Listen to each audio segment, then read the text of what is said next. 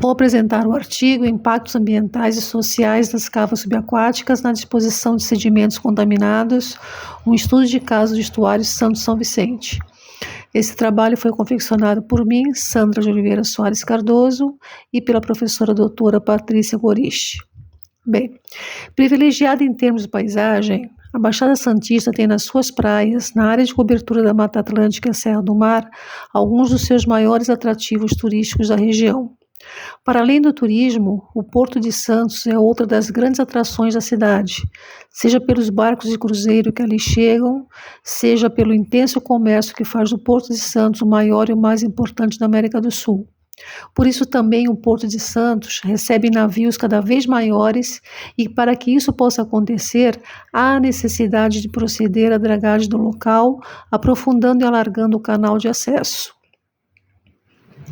Em contraponto com o cenário de prosperidade econômica que as atividades portuárias proporcionam, as atividades envolventes como as das indústrias químicas, siderúrgicas e petroquímicas impactam os ecossistemas sobre os quais foram fundados e, como consequência, as comunidades que deles dependem.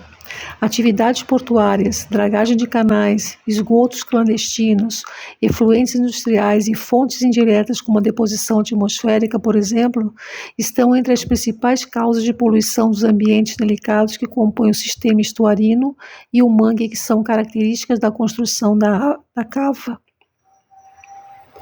A dragagem, que é efetuada próxima à costa, pode causar erosão, resultando na perturbação de processo litorâneo, podendo alterar os padrões de transformação das ondas e uma perda de areia do sistema litorâneo.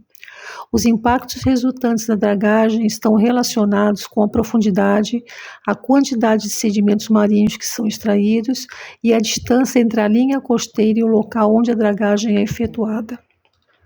Atualmente, o canal de navegação do Porto de Santos apresenta uma extensão de 24 km, 600 metros de extensão, uma largura de 220 metros e uma profundidade de 15 metros.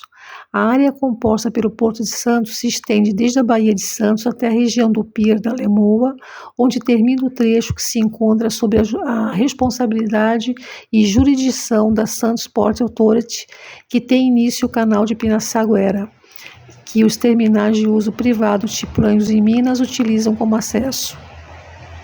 O canal de Pirassaguera localiza-se no estuário de Santos, em uma zona de transição entre o Oceano Atlântico e as águas doces da bacia hidrográfica, que abrange 5 municípios da região metropolitana da Baixada Santista.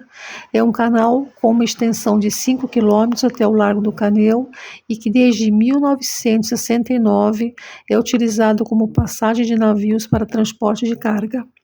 Para poder receber os sedimentos da dragagem do canal de Pirassaguera e de outras atividades industriais, foi decidida a construção de uma cava subaquática, o que vem criando grande polêmica em função dos impactos ambientais que ela pode causar na região, já que aí são despejados todos os tipos de sedimentos e resíduos com propriedades poluentes. É nesse contexto que as cavas subaquáticas são construídas, justamente para reduzir o risco de sedimentos contaminados poderem poluir toda a área, armazenando e isolando esse material contaminado resultante da dragagem. Existem no Brasil 2 cavas subaquáticas que armazenam sedimentos contaminados, uma localizada na região do estuário de Santo São Vicente, litoral paulista, e a outra no Rio de Janeiro, Baía de Sepetiba. A cava subaquática da Baixada Santista tem 22 metros de profundidade, 480 metros de diâmetro e uma capacidade para armazenar 4 milhões de metros cúbicos de sedimentos. Por ter ficado com um aprofundamento maior do que aquele inicialmente proposto, 15 metros em vez de 12 metros, o volume de sedimentos inseridos na cava foi significativamente maior. Para que se tenha uma noção da grandeza, a cava do estuário Santista é maior do que o estádio do Maracanã. Além desta cava, outras 2 foram aprovadas para serem construídas, uma em Santos, no Largo do Caneu, e outra em Cubatão, no Polo Industrial. Embora a cava só tenha começado a ser construída em 2016, os estudos e análises para a implementação da mesma tiveram seu início em 2004 e foram realizados pela Companhia Siderúrgica Paulista, COSIPA. Antes de começar a sua construção, houve por parte da CETESB a exigência de que a cava obedecesse a algumas condições específicas, nomeadamente no que diz respeito à dragagem, que teria que ser executada com uma tecnologia de ponta, significando que uma draga tipo Hopper teria que ser utilizada para que o soerguimento do material pudesse ser evitado. A cava subaquática foi construída em substituição do chamado Polígono de Disposição Oceânica, PDO, uma área utilizada para confinar sedimentos por ter sido considerada uma melhor destinação do que o PDO. Essa conclusão decorreu da percepção de que, considerando o volume que seria dragado, bem como o tipo de sedimentos provenientes da atividade urbana e industrial, e por isso mesmo passível de conter elementos contaminantes, seria indicado que não houvesse dispersão dos mesmos, o que tornou a construção da cava subaquática uma opção mais adequada.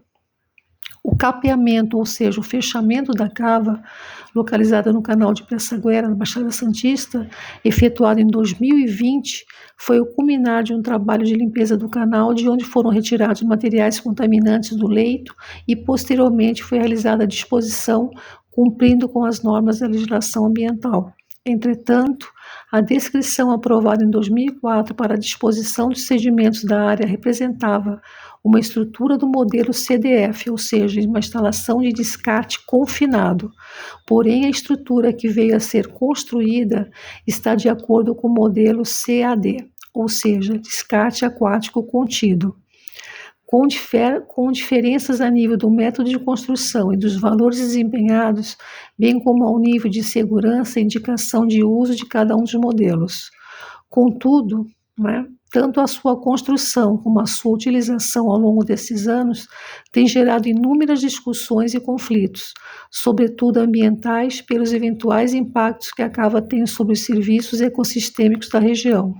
A juntar tudo isto, foi ainda implementado um projeto de construção de um terminal de gás com um gasoduto para o recebimento do produto, o que veio aumentar o clima de contestação em relação à poluição e à degradação do estuário e os perigos para o futuro das comunidades locais.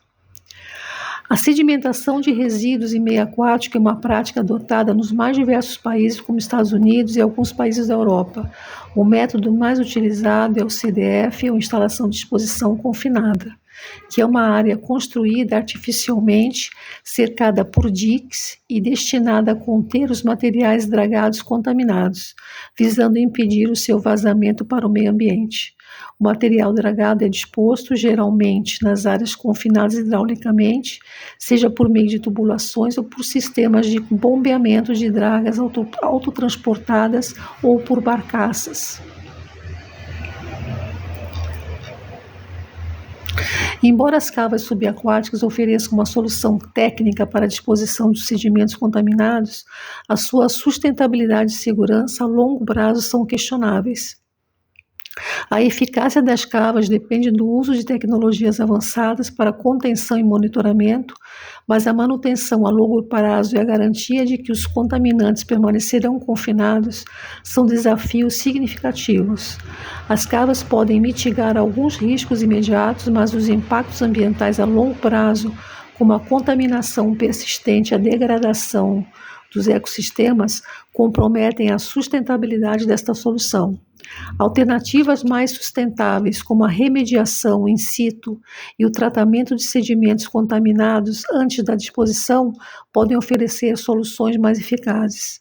A restauração dos habitats e a redução da fonte de poluição são abordagens complementares que aumentam a sustentabilidade. A segurança das cavas subaquáticas requer monitoramento contínuo para detectar vazamentos e dispersão de contaminantes, implicando em custos elevados e necessidade de tecnologias de ponta. Regulamentação robusta e fiscalização rigorosa são essenciais para garantir que as cavas operem de acordo com padrões de segurança elevados. A participação das comunidades locais na fiscalização pode aumentar a transparência e a eficácia. No entanto, a sedimentação contínua e o potencial de eventos climáticos extremos representam riscos para a integridade das cavas subaquáticas, que a longo prazo podem comprometer a segurança e exigir soluções de remediação adicionais. Os impactos ambientais identificados incluem a possível contaminação das águas e a afetação da fauna marinha, especialmente nos manguezais, que são ecossistemas sensíveis e vitais para a biodiversidade local. A dispersão de metais pesados e outros contaminantes, mesmo que confinados, podem resultar em efeitos adversos prolongados na saúde dos ecossistemas aquáticos. Esses efeitos podem se manifestar na forma de bioacumulação de toxinas em espécies marinhas, com potenciais consequências para toda a cadeia alimentar, incluindo seres humanos. Para mitigar esses impactos, a pesquisa sugere a implementação de estratégias abrangentes que incluem um monitoramento contínuo da qualidade da água e dos sedimentos, bem como a utilização de tecnologias avançadas para prevenir a dispersão de contaminantes. A criação de zonas de amortecimento e a restauração de habitats degradados são medidas adicionais que podem ajudar a mitigar os danos ambientais. Além disso, a participação ativa das comunidades locais no processo de decisão e a transparência na comunicação sobre os riscos e benefícios das cavas subaquáticas são cruciais para construir confiança e cooperação.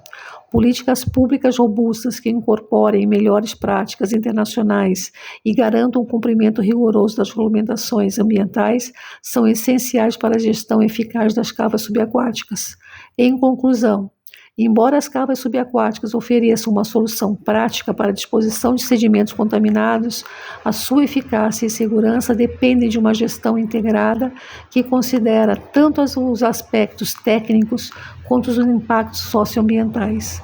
A mitigação eficaz dos impactos exige um compromisso contínuo com a inovação tecnológica, a sustentabilidade ambiental e a inclusão social, assegurando assim um futuro seguro e próspero para o estuário de Santo São Vicente e suas comunidades. Muito obrigada pela atenção.